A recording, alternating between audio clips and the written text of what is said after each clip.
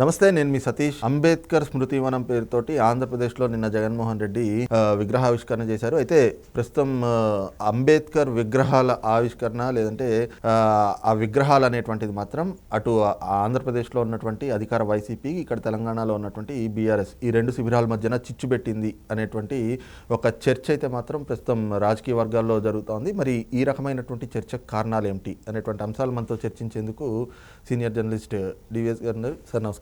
నమస్తే సార్, ముఖ్యంగా ఏదైతే అంబేద్కర్ విగ్రహాల ఏర్పాట్లు అనేటువంటిది ఆంధ్రప్రదేశ్లో ఉన్నటువంటి అధికార పార్టీకి, తెలంగాణలో ఇటీవల అధికారం కోల్పోయినటువంటి బీఆర్ఎస్ పార్టీ, రెండు పార్టీల మధ్యన ఒక చిచ్చు రేపింది అనేటువంటి ఒక చర్చ వస్తూ ఉంది.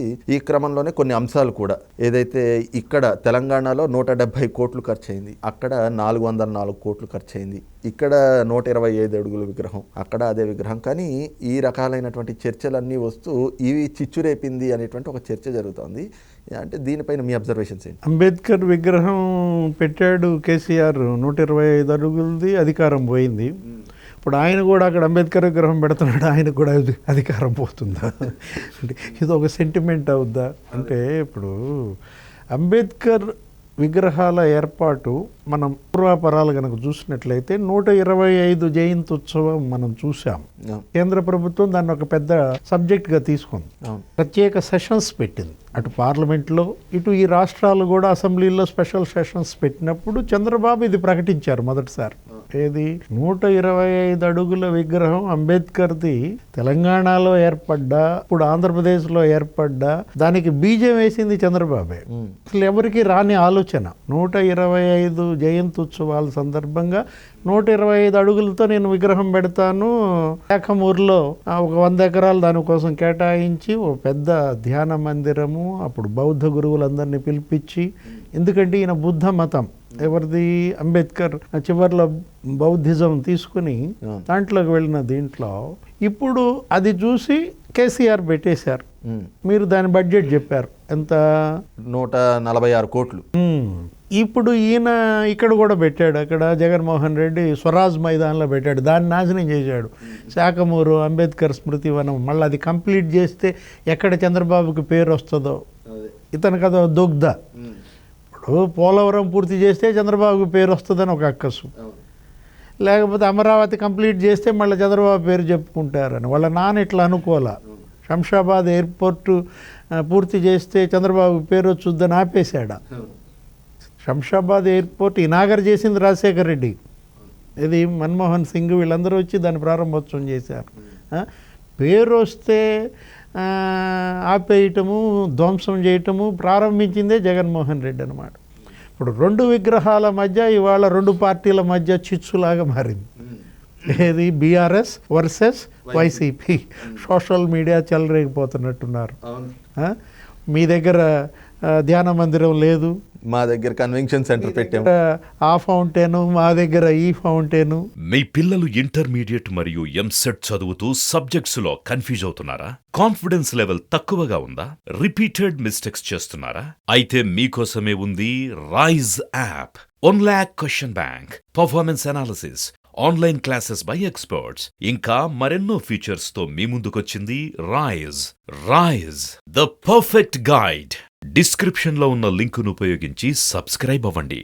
అదే, మీ దగ్గర వాకింగ్ ట్రాక్ లేదు, మేము వాకింగ్ ట్రాక్ పెట్టాము, మేము 2 G+2లో గదులు ఏర్పాటు చేసాము, కేసీఆర్ అవి ఏర్పాటు చేయలేదు అంటూ సోషల్ మీడియా వేదికగా ప్రచారాలు మొదలు పెట్టేశారు. గుమ్మడికాయ దొంగలు ఎవరంటే భుజాలు దౌడుకున్నట్టుగా ఇది స్కామ్ అంటున్నారు. ఏది? ఆంధ్రప్రదేశ్లో జగన్మోహన్ రెడ్డి పెట్టిన అంబేద్కర్ విగ్రహం పెద్ద కుంభకోణం, అదేదో 404 కోట్లు ఎలా ఖర్చు అవుతుంది, అవతల ఆయన మరి 150 కోట్లకే కంప్లీట్ చేశాడు అనే ఆ విమర్శల ధాటి, ఆ బురద తట్టుకోలేక దీనికి సోషల్ మీడియా ఇలా యుద్ధం చేస్తుంది అన్నమాట. ఇప్పుడు ఎందుకు అవుతుంది ఒక విగ్రహ ఏర్పాట్లు అంత ఖర్చు? ఆ భూమి మీది కాదు, ఏది? ప్రభుత్వ భూమి. అది ఆల్రెడీ ఎగ్జిబిషన్ సొసైటీ, అక్కడ పుస్తక ప్రదర్శనలు పెట్టేవాళ్ళు, అవును, పార్క్ లాగా ఉండేది కదా, విలువైనటువంటి ఆ భూమి, అది వేరే దానికి ఎందుకో వాడతారు. ఇక్కడ 2 birds single shot. జగన్ ఎప్పుడు చూసినా ఆయన పాలసీ వ్యాపారమైనదే, రాజకీయమైనదే. ఒకటి శాఖమూరు స్మృతివనం నాశనం కావాలి, మళ్ళా నేను పెట్టానన్న పేరు తెచ్చుకోవాలి. అదే. నెక్స్ట్ అంబేద్కర్ ఆశయాలకు విరుద్ధంగా అక్కడ పరిపాలన సాగింది. అవును. ఇక్కడ ఆంధ్రప్రదేశ్లో బీసీ, ఎస్సీ, ఎస్టీ, ముస్లింల పైన దమనకాండ. కానీ ఆయన ప్రచారం మాత్రం మాట్లాడితే నా నా నా నా అంటూ రాగం తీస్తారు. ఇది నా బీసీ, నా ఎస్సీ, నా ఎస్టీ, నా మైనార్టీలు అంటూ. కోడికత్తి సీను తల్లిదండ్రులు అదేగా అంటోంది. నిజంగా నా ఎస్సీ అయితే మరి నా బిడ్డకి ఇలా 5 ఏళ్ళు జైల్లో మగ్గబెడతావా? నీకు 125 అడుగుల అంబేద్కర్ స్టాచ్యూ ఆవిష్కరించే నైతికత ఉందా అని క్వశ్చన్ అక్కడే వస్తుంది కదా. ఎందుకంటే అసలు జగన్మోహన్ రెడ్డి చేతుల్లో మొట్టమొదటిగా బలైనటువంటి ఒక దళితులు, అంటే దళితులపైన జగన్మోహన్ రెడ్డి దమనకాండ మొదలైందే ఒక కోడికత్తి శ్రీనుతోటి కదా సార్. ఏ కోడికత్తి సీన్ అడ్డం పెట్టుకుని అధికారంలోకి వచ్చాడో ఇప్పుడు ఆ కోడికత్తి సీనే పతనానికి కారణం అవుతున్నాడు జగన్మోహన్ రెడ్డికి, వైసీపీకి అన్నమాట. ఇప్పుడు మీరు 125 అడుగుల ఎత్తైన అంబేద్కర్ విగ్రహం కట్టాము, సంబరాలు చేసుకుంటున్నారు, భజన చేస్తున్నారు, ఆయనే అభినవ అంబేద్కర్ సామాజిక సారథి అంటున్నారు. అవును. 125 స్కీములు రద్దు చేశాడు. బీసీలై 30, ఎస్సీలై 30, ఎస్టీలై 30, ముస్లింలై 25, ఇట్లా లెక్కేసుకుంటూ వెళ్తే 5 ఏళ్లలో జగన్మోహన్ రెడ్డి 125 స్కీములు రద్దు చేసావు కదా, అడుక్కో స్కీమ్ రాయి. నువ్వు రద్దు చేసిన స్కీములు ఆ విగ్రహం మీద అంబేద్కర్ ఆత్మ ఎంత ఘోషిస్తుందో తెలుస్తుంది. 125 మంది అక్కడ తగిలిస్తావా? మనం చూసాం. దళిత వైద్యుడు డాక్టర్ సుధాకర్, ఎంత ట్రాజడీ అది. సతీష్ ఇప్పుడు ఆయన పెడరెక్కలు ఇరిచి కట్టి ఆయన్ని రోడ్డు మీద వేసి కొట్టారంటే మాస్క్ అడిగినందుకు. ఇదా అంబేద్కర్ కోరుకుంది? డాక్టర్ సుధాకర్నేమో అంత హింసించి ఆ కుటుంబానికి క్షోభ పెట్టి ఆయన చావుకు కారణమైన నీకు అంబేద్కర్ విగ్రహాన్ని ఎలా ఆవిష్కరిస్తావు? ఒక సుధాకరే కాదు, డాక్టర్ అచ్చెన్న వెటర్నరీ డాక్టర్, నీకు కడపలో మర్డర్. దళితుల నుంచి నీకు వైద్యులుగా ఆ స్థాయికి రావాలంటే ఎంత కష్టం, ఎంత చదువుకుంటే వచ్చారు. అంబేద్కర్ రిజర్వేషన్లు ఉపయోగించుకుని ఎదిగి వచ్చిన దీంట్లో మరి అంబేద్కర్ బిడ్డలనే ఇలా హింస పెడితే, వాళ్ళ భూములు లాక్కుంటే, అసైన్మెంట్ ల్యాండ్స్ ఎంత లాక్కున్నాడు? 1000 ఎకరాలు లాగేసుకున్నావే. ఇప్పుడు వాళ్ళు పురుగు మందు డబ్బాలు పట్టుకుని భూములు కాపలా కాసుకోవాలా? ఎస్సీ మహిళలు మా భూమి జోలికి వస్తే తాగుతాం. ఇదే రాష్ట్రంలోనే ఉందా? ఇదే అంబేద్కరిజం?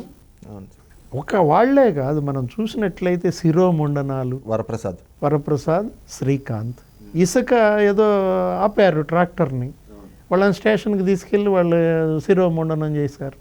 అంబేద్కర్ ఇవన్నీ చూడటం లేదా? ఇవన్నీ చూడమనా? అంతెత్తున అంబేద్కర్ విగ్రహం సజీవ దహనం. ఎక్కడ రేపల్లెలో ఒక బాలుడు వాళ్ళ అక్కని ఏడిపిస్తున్నారని అదేమని అడిగితే అమర్నాథ్ గౌడ్ తగలబెట్టారే. నిజంగా ఒక చిన్న పిల్లాడు 10వ తరగతి చక్కగా చదువుకునేవాడు. ఆ నంద్యాలలో మరీ దారుణం అబ్దుల్ సలాం. ఎంత ట్రాజడీ. ఏంటి, కుటుంబ సభ్యుల్ని రైలు పట్టాలకి కట్టేశాడు, కట్టేసి సామూహిక ఆత్మహత్యలు చేసుకున్నారు. కుటుంబం అంతా. ఇస్లాం ఆత్మహత్య మహాపాపం అని చెప్తుంది. మరి ఒక ముస్లిం సామూహిక ఆత్మహత్యలకు పాల్పడ్డాడంటే అబ్దుల్ సలాం కుటుంబం ఎంత క్షోభపడి ఉంటుంది. ఇవన్నీ కప్పిపెట్టడం కోసం, ఈ చేసిన పాపాలన్నీ కూడా కడుక్కోవడం కోసం ఈ విగ్రహమా? ఒకవైపు దళితులపైన దమనకాండ చేస్తూనే నిన్నటి స్పీచ్లో కూడా ఆయన చెప్పినటువంటి వ్యాఖ్యలు చూస్తే సామాజిక న్యాయం అంటే అంబేద్కర్ గారు గుర్తొస్తారు, తర్వాత జగన్మోహన్ రెడ్డి గుర్తొస్తాడు.